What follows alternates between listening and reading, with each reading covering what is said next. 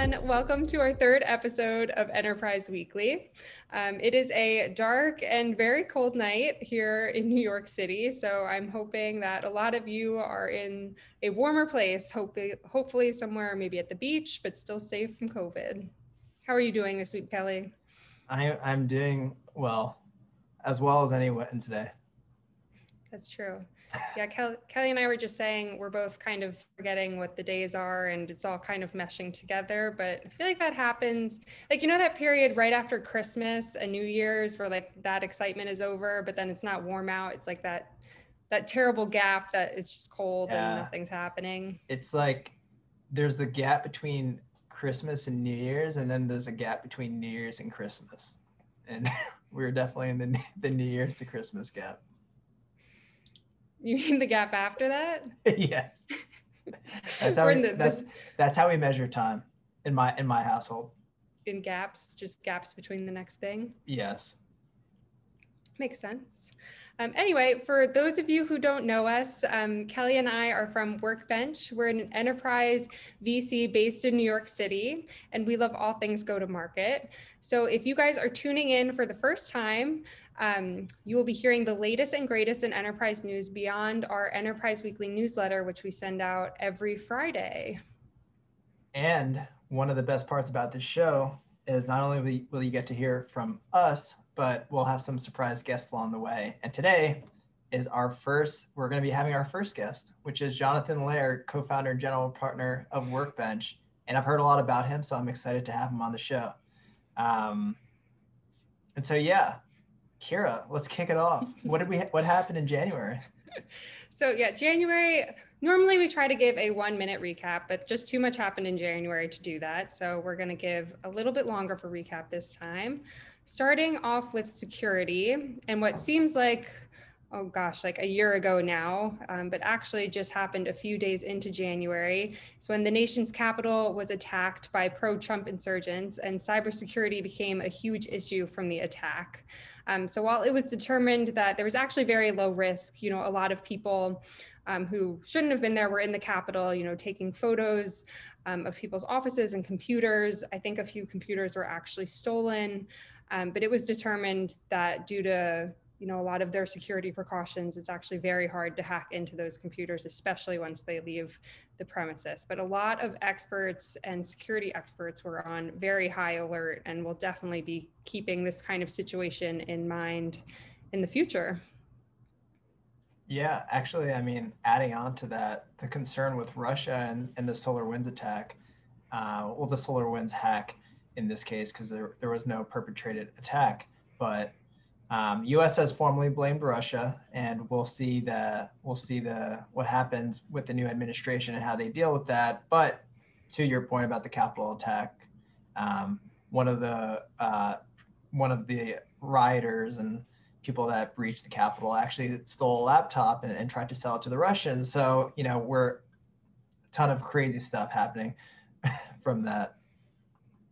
Yeah, and then on the tech culture side, Google made a lot of headlines here. So first off, in early January, about 400 Google engineers, which sounds like a lot, but it's actually a really small fraction of their full-time employee workforce, formed the Alphabet Workers Union to promote activism within the company on a wide range of social and political topics. So it's really interesting, as we hear a lot of the West Coast and Silicon Valley, big tech companies not taking care of these kinds of issues from the leadership perspective, that employees are actually taking it into their own hands, which is really awesome to see. And then actually later in January, another big Google headline making news, Google opened an investigation on one of their lead members of their ethical AI team. And if you guys remember, Google actually fired one of their top researchers on this team last month. So Google having a lot of internal issues this month. Definitely a lot of strife, and understand the backlash to Silicon Valley, but I'm sure a lot of folks in the VC and startup ecosystem has also heard about the other backlash against Silicon Valley, which is moving to Miami, which, if you know anything about John, is where he grew up and he's a huge proponent of. But I know that this recent fascination with Miami is definitely getting under his skin. And he actually wrote an interesting blog called, what is it called? An interesting blog called Ingredients for Nurturing a Tech Ecosystem, just detailing how when it comes to building a community, you need more than just VCs going there. So if anybody's interested in hearing more about John's perspective and on the NYC ecosystem, definitely check that out. And obviously we'll also have him on the show later so he can talk a little bit more about it. Yeah, I also read a really, I'd call it brutal article about Austin, which in addition to Miami is one of the other newest tech hubs. And it was about a guy who moved his whole family from San Francisco to Austin and just, I think it was a list of like 6 or 7 things that he hated about moving to Austin. For everything from, prices are still high there. There's no public land. It's hot and humid. The weather's actually not as great as people make it out to be. I mean, I personally like Austin. Great barbecue, yeah. I'd yeah, move Business for the Insider food. did not. Great barbecue food. Kira, if you could move for the food, where would you go? In the United States, because it probably wouldn't be in the United States if it was anywhere. All right, anywhere. I would say Italy. I mean, pasta and pizza and gelato are probably my top 3 loves. That sounds like your breakfast, lunch, and dinner. I would do that. The last time I was in Italy, I definitely had gelato like after breakfast and then after lunch and then after dinner. Yum. Well, I miss that. You're from the PA area, right? So I bet you eat a lot of water ice.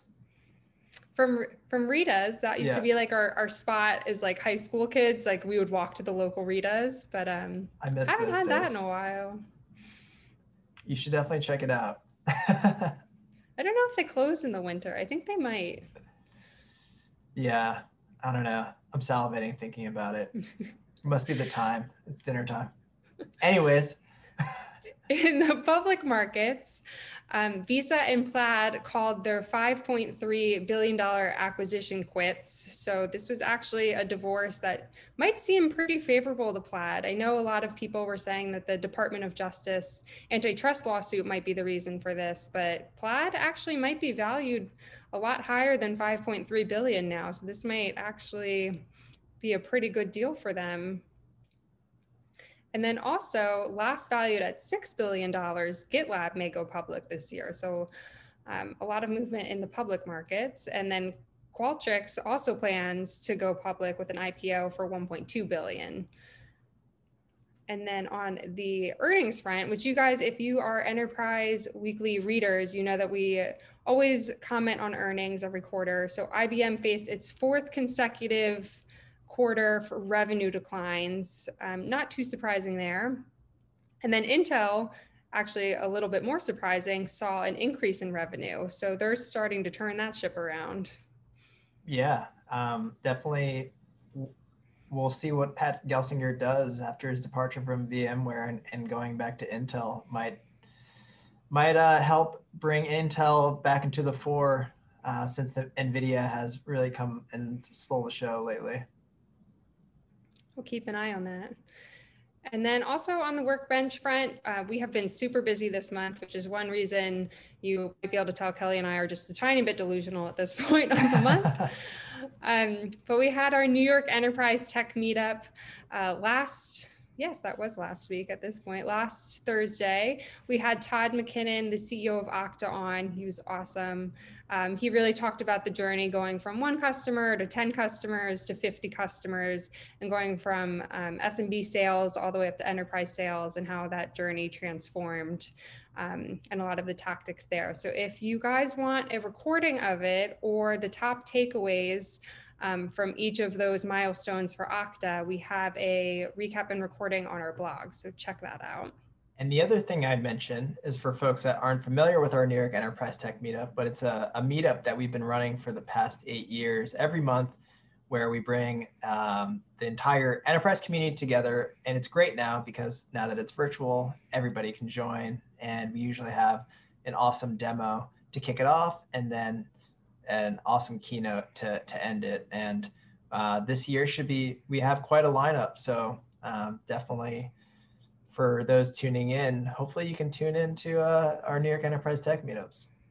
Yeah, it's not really New York Enterprise Tech Meetup It's now anymore. It's just more the just like enterprise tech meetup. Enterprise Tech Meetup. Yeah, we should go through a rebranding on that one. I don't know if the team would be cool dropping the NY, but it is NY plus. That's a good point. I think as long as we put, some New York signage, maybe everybady's background is something New York themed, it'll help preserve the New York spirit.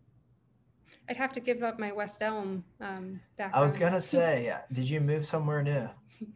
I wish I would totally take this apartment if it was in my price range and somewhere that I could move into. Yeah, I was gonna say you're keeping that plant alive, which I'm not very good at.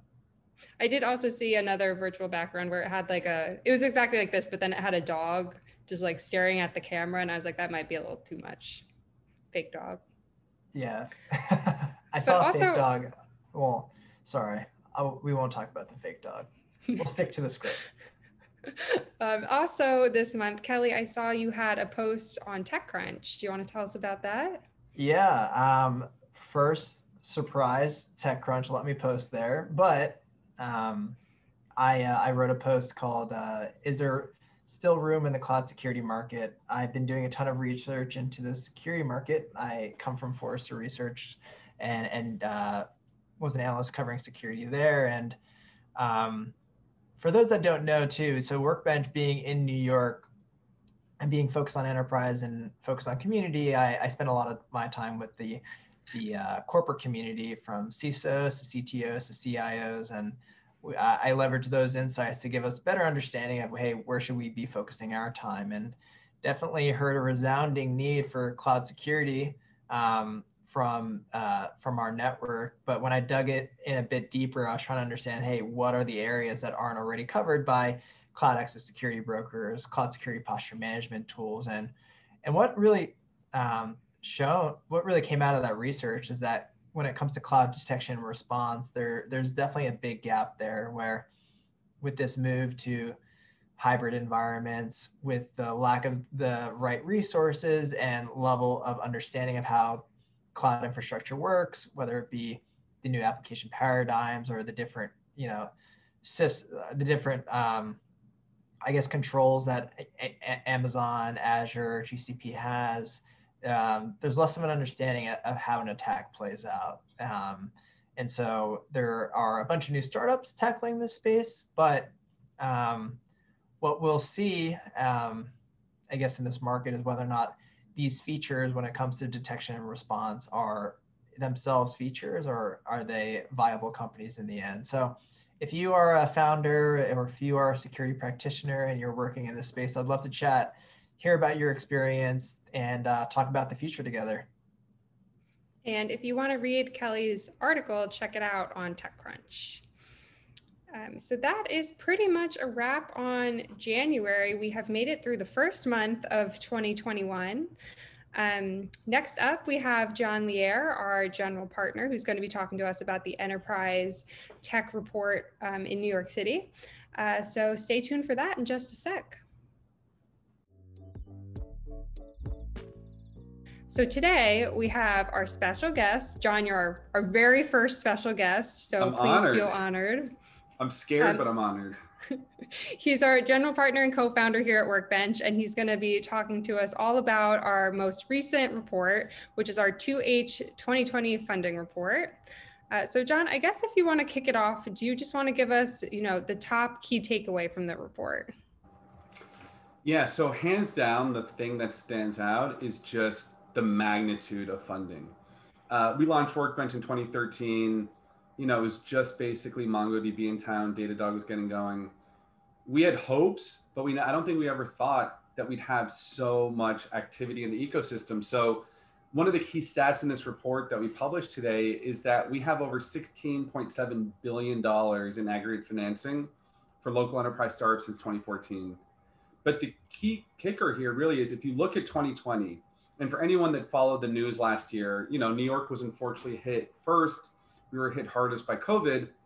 The news cycle is all about New York is dead. What's going to happen to New York tech? And, in the first half of the year when we did that funding report, we showed some nice growth. But I don't think any of us expected to see $5.8 billion get poured into enterprise startups over 189 deals. And for anyone who may not have the report open, if you compare that to the 2019 data, which was 3.3 billion across 114 deals, that's 79% year-on-year growth in the dollars and 66% year-on-year growth in deal count. So New York is here, New York is thriving, and it makes me really happy to see that kind of data. So I guess my question is, why New York? Because it was hit so hard with COVID, why is New York thriving so much? Kelley and I actually talked about, you're a Miami native earlier on in this podcast. So yeah, I guess why is New York still thriving so much during COVID? So I think it's because we have years of infrastructure in the community, in the ecosystem built up beforehand. So one of the things that we point out in the report is that there was robust late stage activity. There were, I think it was 9 deals in the second half of the year that were over $100 million round. There was something like 10 or more in the $50 to $99 million round category, right? So it's not like it was only early stage, but we had a lot of late stage companies. And the interesting thing after that initial pause and kind of frantic portfolio review in March and April that a lot of VCs did was really a flight to quality. People looked around, they assessed what are the companies that can thrive, especially in the enterprise, with this tailwind towards digital transformation.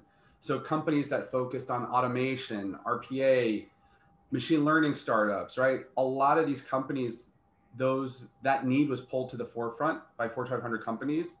And because we had this late stage, just mature ecosystem, they were beneficiaries of this flight to quality.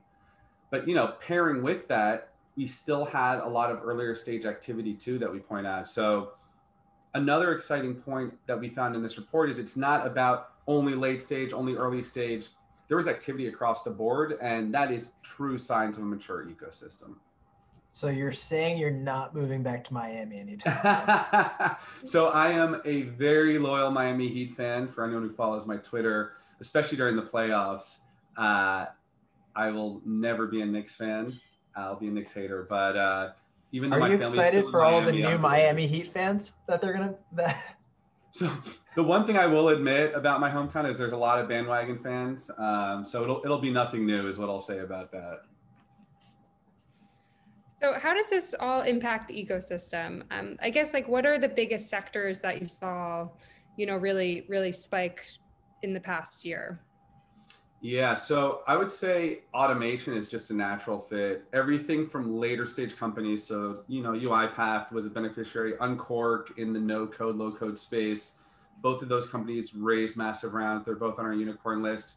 But you look at some of the earlier stage companies, and to talk our own book here, we have a company, Alchemy, that has a data inbox focused specifically to start on financial service use cases where they have an end-to-end solution for automated data extraction. And without revealing the numbers, let's just say the back half of the year was incredible for them with their large financial service customers, both in terms of the need, but also in terms of just even the pipeline that's going into the new year as well. So that's a great example of a sector that benefited, and we have a lot of representation here in New York City. Another one to call out is just broadly risk and security. We've got late stage companies, we've got mid stage companies. So if you look at the NextGuard list, which we define as really the up and comers that have raised over 100 million or valued at over 500 million, you've got some more stable companies that have raised subsequent rounds, but then you've got new ones kind of really rising in the ranks and I think taking advantage, especially when you think about the new paradigms of work from home, some of the new surface area that is kind of under attack potentially. And this is an area Kelley can talk about a lot. VCs continue pouring money into that space as well. And this is actually a question that I feel like Kelley hates when I ask him this question. So we're going to ask you this question. What is your prediction for 2021 and beyond? I normally ask Kelley for the next month, but I'm going to give you the whole year. My prediction, it's more New York exits. So one of the things that used to frankly get me very annoyed in the early days of, tooting the New York horn, especially for enterprise, was, oh, well, where are the exits? Boston has more, SF has more. And, part of building an ecosystem, as I wrote in the post, is, patience. You got to do the hard work. You got to grind. You always had the perspective that building alongside your customers was a key advantage for enterprise startups here. And I think back a few years ago when a company like 1010 Data got acquired for 500 million by Advance, that was a huge moment. It was like, oh, wow, here's another big exit, right? And then, you fast forward to 2019, you have something like Datadog, which was clearly a massive exit that kind of, I think the repercussions kind of went through the entire enterprise ecosystem when they saw some of those metrics, things like their incredible net revenue retention, the revenue growth, the customer base, that was just a gold standard for SaaS metrics. And for such an infrastructure company to get built in New York, I think really hit home the point that this is a place to build true enterprise startups. But anyway, driving home to this past kind of 6 months, which we analyzed in the report, we had $5.5 billion of exit activity. Pipedrive, 1.5, Customer, $1 billion. We had, AvePoint, 2 billion SPAC. So I mean, all this happened in the last 6 months. And then you look at the unicorn list going from 10 to 17. So portfolio companies of ours like Cockroach Labs, which represent even the next guard here of cloud native tech getting built in New York. And you look at some of the later stage companies like Sprinkler that will probably go public in the new year. UiPath will probably go public this year. That's my call. It's exits galore and a healthy pipeline behind them to take the new unicorn list, the new next guard list. And from this point going forward, it's a tipping point. We've made it, and there's just going to be continued robust activity at all stages. Yeah, I feel like when we were drafting the report, our team went a little crazy at first with the emojis. We were like star emoji, rocket emoji, like muscle emoji, like fire emoji. And then we're like, maybe we should dial back the emojis just a tiny bit. But I mean, they're all super accurate. But it's exciting. Yeah, I was going to say there's sometimes no other way to express it than with emojis, right? Very true. It felt, going back to like 2013, 2014, we probably had like the loudest microphone, but we were kind of just in an isolated field where no one could hear us no matter how loud we are. And now I feel like, it's like a Times Square pre-COVID moment where we got our microphone and everyone is around us and everyone's listening because all eyes really are on New York enterprise. And, coming out of COVID, I can't wait for the vaccine to get out, meetups to continue in person. And all this is happening despite COVID. So just imagine what happens and all the goodness when things get back to normal. John, I'm picturing it right now. We're huddled in the Times Square Olive Garden, just waiting for the ball to drop. Right? Is that how we're celebrating? So I don't know if we're doing that on New Year's, but for anyone who feel free to judge us, but one of our team's favorite spots is the Times Square Olive Garden and the endless breadsticks there. We're actually trying to get them as a sponsor. So the more we talk about it, the closer they are. We're a classy crew on this team. We should order takeout and eat the breadsticks while we're on this. Maybe that will push them to sponsor. But anyway, thank you, John. And for anyone looking for the report with all of the data, check out our blog and you can find the link in there. But that is it for January. You can find our next episode at the end of February. And in the meantime, sign up for our Enterprise Weekly newsletter. You can find all of these details in there and we'll keep you posted on everything weekly. Thanks, everyone. Thanks for having me. See ya.